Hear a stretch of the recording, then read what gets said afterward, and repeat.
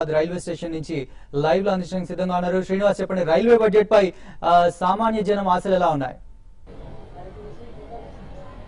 Thank you Praneeth. మరి కాసేపట్లో కేంద్ర రైల్వే శాఖ మంత్రి సదానంద గౌడ పార్లమెంట్ లో రైల్వే బడ్జెట్ ప్రవేశపెట్టినారు. దీనికి సంబంధించినటువంటి కొత్తగా ఏర్పడినటువంటి తెలంగాణ అయితే ఆంధ్రప్రదేశ్ రాష్ట్రాలు భారీగా ఆశలు పెట్టుకున్నాయి. దీనికి సంబంధించిన ఆంధ్రప్రదేశ్ రాష్ట్రం ఇప్పటికే 12,000 కోట్ల ప్రపోజల్స్ కేంద్ర రైల్వే శాఖ మంత్రికి ప్రపోజల్ పంపించడం జరిగింది.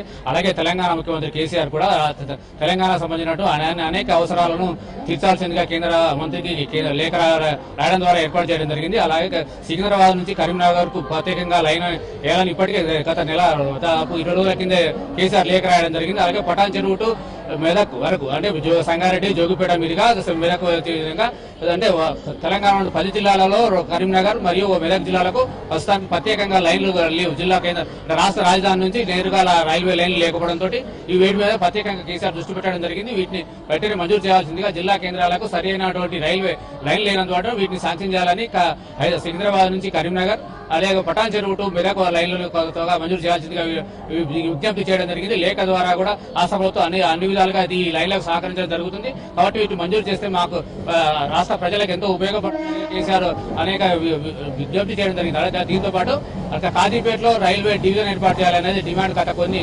దశాబ్దాలుగా ఏర్పడుతుంది. ప్రతిసారి రైల్వే బడ్జెట్ లో డిమాండ్ చేయడం జరుగుతుంది. స్థానిక ఎంపీలు అయితే రాష్ట్రానికి సంబంధించిన ఎంపీలు డివిజన్ ఏర్పాటు చేయాలని డిమాండ్ చేయడం జరిగింది. దీంతో పాటు రైల్వేలో అంటే రాష్ట్ర విభజన సందర్భంగా విభజన బిల్లులో ఏర్పాటు చేసినటువంటి కోచ్ ఫ్యాక్టరీ ఏర్పాటు చేయాలని కోచ్ ఫ్యాక్టరీ ఏర్పాటు చేస్తామని బిల్లులో స్పష్టంగా ఏర్పాటు చేయడం జరిగింది. అలాగే రైల్వే వ్యాగన్ ఫ్యాక్టరీని కూడా ఏర్పాటు చేయడానికి గత 5 సంవత్సరాల క్రితం మంజూరు కూడా చేయడం జరిగింది. దానికి సంబంధించిన ఇప్పటి వరకు ఎలాంటి పురోగతి లేదు. దానికి సంబంధించిన భూమిని కూడా రాష్ట్ర ప్రభుత్వం కేటాయించడం జరిగింది. దీనికి సంబంధించి కూడా ఇప్పుడు పురోగతి లేదు. దీనికి వెంటనే నిధులు కేటాయించాలని దీని పనులు వేగవంతం చేసే విధంగా రైల్వే అధికారులు కూడా చొరవ చూపాలని ఇటీవల సీఎం కేసీఆర్ ని కలిసినటువంటి రైల్వే జీఎం శ్రీవాస్తవ కూడా చెప్పడం జరిగింది. దీనితో పాటు ఉద్యోగులు కూడా అనేక రకాల ఎక్స్పెక్టేషన్ పెట్టుకోవడం జరిగింది. దీంట్లో ఉద్యోగుల సంక్షేమానికి సంబంధించినటువంటి అటు ఉద్యోగులకు సంబంధించిన ఏ ఎక్స్పెక్టేషన్ చేస్తున్నారని ఉద్యోగ సంఘాల నాయకులు అడిగి తెలుసుకుందాం. మరిన్ని వివరాలు చెప్పండి.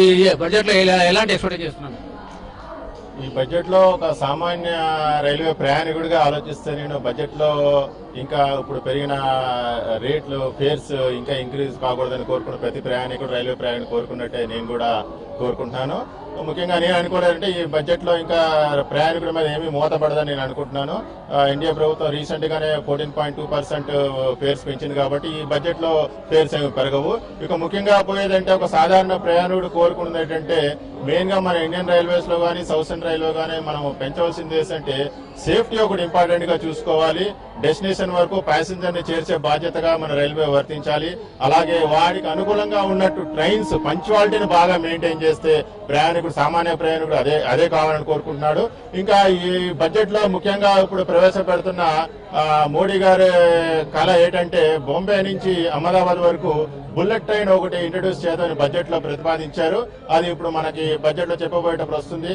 కానీ బుల్లెట్ ట్రైన్ ఒక రైల్వే ప్రయాణికుడు అంటే ఒక సామాన్యుడికి బుల్లెట్ ట్రైన్ ఇండియాలో అవసరమా? భారతదేశంలో ఒక ప్రయాణికుడు బుల్లెట్ ట్రైన్ లో ప్రయాణించగలడనేది మనం చాలా ఆలోచించవలసి వచ్చింది. ఎందుకంటే రైల్వే టారిఫ్ చూసుకుంటే ప్రయాణికులు ఏ మిగతా ట్రాన్స్పోర్ట్స్ తో చూసుకున్నా గానీ railway transport cheapest transport of all transports. కాబట్టి ప్రతి సామాన్యుడు కూడా రైల్వేలో ప్రయాణించడానికి చూసుకుంటాడు. తక్కువ ధరలో సేఫ్టీగా వాళ్ళ గమ్యానికి చేరే చూసుకుంటాడు. కానీ అలా బుల్లెట్ ట్రైన్ లో ఇప్పుడు అదే బుల్లెట్ ట్రైన్ ఇంట్రొడ్యూస్ చేస్తే బొంబాయి నుంచి అహ్మదాబాద్ కి వెళ్లాల్సిన 4,000 రూపాయలు అవుతుందండి ఖర్చు. అలాంటి ఖర్చు ఒక సామాన్యుడు 4,000 పెట్టుకోగలడా? ఈ bullet train high speed trains ఇవన్నీ ఇంట్రొడ్యూస్ చేయడానికి కేవలం ఇండస్ట్రియలిస్ట్ కి బ్యూరోక్రాట్స్ కి రాజకీయ నాయకులకి తప్ప ఒక సామాన్య ప్రయాణికుడికి ఏమీ ప్రయత్నం లేదండి. అలాగే ఈ బడ్జెట్ లో వేరే కొత్త ప్రాజెక్టులు ఏమి ఇవ్వకపోయినా గానీ ఉన్న పెండింగ్ ప్రాజెక్టులు మట్టుకు వీటికి నిధులు సమకూర్చి అటు వరంగల్లో వ్యాగన్ కోచ్ ఫ్యాక్టరీ అనండి, అలాగే కర్నూలులో లాస్ట్ ఇయర్ అనౌన్స్ చేసిన మల్లికార్జున గారు ప్రాజెక్ట్ కాదండి, ఈ 2 ప్రాజెక్టులకి నిధులు సమకూరిస్తే ఇటు ఆంధ్ర వాళ్ళు కూడా ఇటు తెలంగాణ వాళ్ళు కూడా సంతోషిస్తారు. కొత్త ప్రాజెక్టులు అవ్వక్కర్లేదు, ఉన్న ప్రాజెక్టు నిధులు సమకూరిస్తే అదే చాలా గణనీయం అండి. ఉద్యోగులకు సంబంధించి ఏం ఎక్స్పెక్టేషన్ చేస్తున్నారు? ఉద్యోగుల సంక్షేమానికి సంబంధించి బడ్జెట్ ద్వారా మీరు ఏం ఎక్స్పెక్ట్ చేస్తున్నారు? ప్రతి సంవత్సరం రైల్వే మంత్రి గారు పార్లమెంట్ లో బడ్జెట్ ప్రవేశపెడుతున్నారు. కానీ ఏ రైల్వే మంత్రి కూడా ఉద్యోగుల సంక్షేమానికి తగినన్ని నిధులు కేటాయించట్లేదు.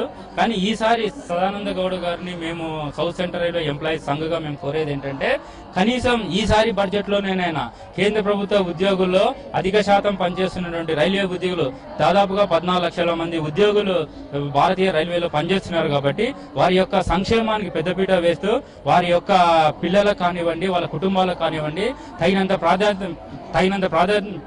ప్రాధాన్యత ఇవ్వాలని చెప్పనేసని సదానంద గౌడ్ గారిని మేము ఈ బడ్జెట్ లో మేము కోరుకుంటున్నాము. ఇకపోతే మిగతా విషయాలకు వస్తే ప్రతిసారి కూడా రైల్వే మంత్రి పార్లమెంట్ లో బడ్జెట్లు ప్రవేశపెడుతున్నారు. కానీ కేవలం వాళ్ళు భారతదేశాన్ని దృష్టిలో పెట్టుకోకుండా కేవలం సొంత రాష్ట్రాలను దృష్టిలో పెట్టుకుని మాత్రమే వాళ్ళు బడ్జెట్లు ప్రవేశపెడుతున్నారు. ఎప్పుడైతే సొంత రాష్ట్రాన్ని మరిచి భారతదేశాన్ని దృష్టిలో పెట్టుకుని బడ్జెట్ ప్రవేశపెడతారో అప్పుడే రాష్ట్రాల్లో మన దేశంలోని అన్ని రాష్ట్రాలకు సమాన న్యాయం చేస్తారని చెప్పని కూడా మేము కోరుకుంటున్నాము. ఇకపోతే గతంలో ఆంధ్రప్రదేశ్ రాష్ట్రంలో south centre railway major portion లో ఉంది కాబట్టి సౌత్ సెంట్రల్ రైల్వేకి ప్రతిసారి బడ్జెట్ లో మొండి చెయ్యి చూపిస్తున్నారు. ఇటు ప్రాజెక్టుల రూపైనా కానివ్వండి, ట్రైన్ల రూపైనా కానివ్వండి, మిగతా కొత్త డబ్లింగ్ లైన్ లోనే కానివ్వండి, రైల్వే ఎలక్ట్రిఫికేషన్ లో అయినా సరే సౌత్ సెంట్రల్ రైల్వేకి మొండి చెయ్యి చూపిస్తున్నారు. కాబట్టి ఈసారి సౌత్ సెంట్రల్ రైల్వేలో ఉన్నటువంటి ఆంధ్రప్రదేశ్ 2 రాష్ట్రాలుగా విడిపోయింది. ఒకటి తెలంగాణ రాష్ట్రము, ఇంకోటి సీమాంధ్ర రాష్ట్రంగా అవతరించింది. కాబట్టి ఈ 2 రాష్ట్రాలకు న్యాయం చేయాలి అని అనుకుంటే మటుకు గత ప్రాజెక్టుల్లో ఏవైతే కబుల్టీలో